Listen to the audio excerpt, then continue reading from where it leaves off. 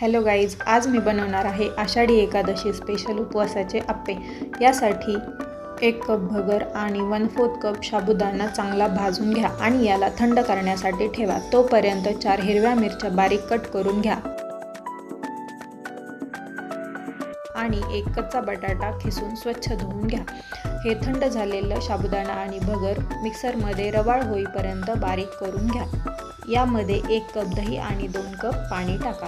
याची consistency maintain करण्यासाठी तुम्ही यामध्ये अजून पाणी ॲड करू शकता।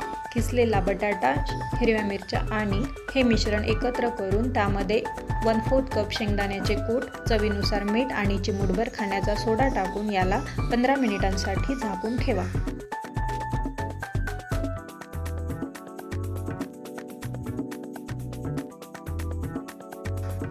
तोपर्यंत आपण बनवूया शेंगदाण्याची चटणी।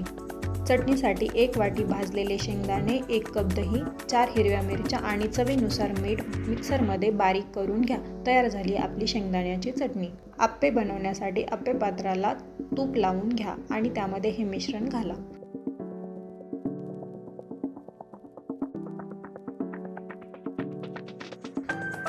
मीडियम फ्लेमवरती याला 5 मिनिटांसाठी झाकून ठेवा।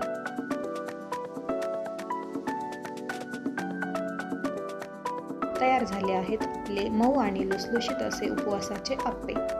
रेसिपी आवडल्यास नक्की ट्राय करून पहा आणि तुम्हा सर्वांना आषाढी एकादशीच्या खूप खूप शुभेच्छा। मस्त खा आणि स्वस्त रहा। थँक्यू।